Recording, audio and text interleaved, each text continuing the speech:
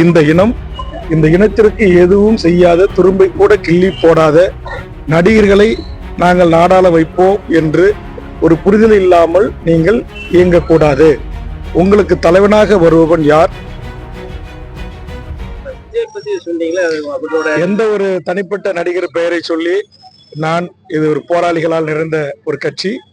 அதனால் நான் எந்த ஒரு தனிப்பட்ட நடிகருடைய பெயரை சொல்லி நாங்கள் எங்களை சுருக்கிக் கொள்ள விரும்பவில்லை. பொதுவாக தமிழ்நாட்டு இளையோர்கள், மாணவர்கள், தாய்மார்கள், இளைஞர்கள் சினிமா மோகத்தால் சிக்குண்டு கிடக்கிறார்கள். இந்த சினிமா மோகத்திலிருந்து அவர்களை விழிப்புணர்வு அடைய செய்ய வேண்டும். தமிழ் இனம் எவ்வளவு பெரிய பண்பாட்டு விழுமங்களுக்கு உரிய இனம், எவ்வளவு பெரிய நகர நாகரிக வரலாற்று எச்சங்கள் கொண்ட ஒரு இனம்.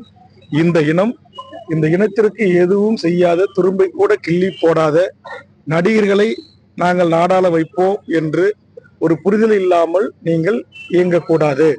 உங்களுக்கு தலைவனாக வருபவன் யார்? அவருடைய தகுதிகள் என்ன?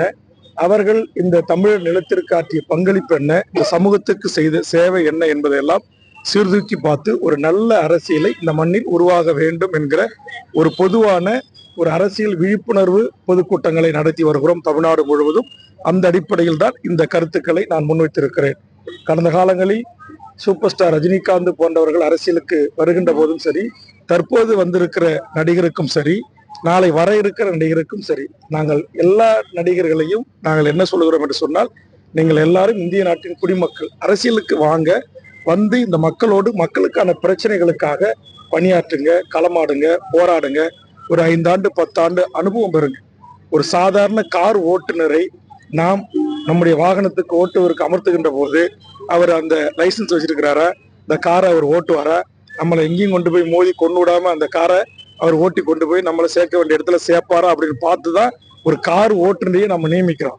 ஆனா அந்த நாட்டில் வாழ்கின்ற 7 கோடி மக்களை ஆளுகின்ற ஒரு நாட்டுடைய முதலமைச்சருடைய இருக்கையை நாம் தருகின்ற போது அவர்கள் அதற்கு தகுதியானவர்களா, அதற்கான பயிற்சியும் பக்குவமும் அவர்களுக்கு இருக்கிறதா என்பதை தமிழ் சமூகம் சீர்தூக்கி பாருங்கள் அப்படின்ற ஒரு வேண்டுகோளை தான் நாங்கள் என் தமிழ் சமூகத்துக்கும் தமிழ்நாட்டு இளையோர்களுக்கும் வைக்கிறோம்.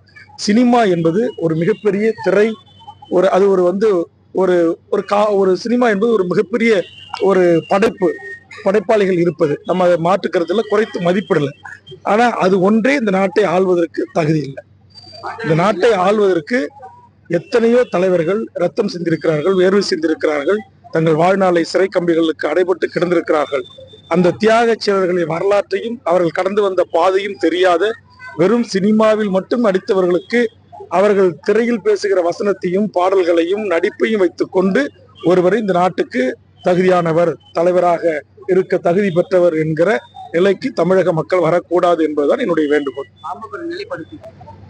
பாமக என்பது மருத்துவர் நிறுவனர் ராமதாஸ் அவர்கள் உருவாக்கிய கட்சி. ஐயா அவர்கள் அந்த கட்சிக்கு நிறுவன தலைவர். அதனால அந்த கட்சியில நடக்கிற அரசியல் சார்ந்த முடிவுகளுக்கு நான் எந்த கருத்தையும் சொல்ல முடியாது. அந்த கட்சி அதற்குரிய முடிவை எடுக்கணும். ஆம், நான் சட்டமன்றத்தில் கடந்த கூட்டத்தொடரில் கும்பகோணத்தை தலைமையிடமாக கொண்டு புதிய மாவட்டம் அறிவிக்க வேண்டும் என்கிற கவன ஈர்ப்பும், விருத்தாச்சலத்தை தலைமையிடமாக கொண்டு ஒரு மாவட்டம் அறிவிக்க வேண்டும் என்கிற கவன ஈர்ப்பும் தந்திருக்கிறேன். வருகின்ற ஜனவரி கூட்டத்தொடரில் கண்டிப்பாக இந்த கோரிக்கையை இந்த மாவட்ட மக்களின் சார்பாக நான் முன்வைத்து வேண்டுகோள் வைப்பேன். செய்திகளை உடனுக்குடன் தெரிந்து கொள்ள கீழ்கண்ட கேபிள் மற்றும் டிடிஹெச் நெட்வொர்க்குகளில் எம்நாடு செய்தி தொலைக்காட்சியை காணுங்கள். பாதகம் செய்பவரை கண்டால் நாம் பயம் கொள்ளலாகாது பாப்பா. மோதி மிதித்து விடு பாப்பா, அவர் முகத்தில் உமிழ்ந்து விடு பாப்பா. அண்மை செய்திகளை உடனுக்குடன் தெரிந்து கொள்ள இணைந்திருங்கள் எம்நாடு தொலைக்காட்சியுடன்.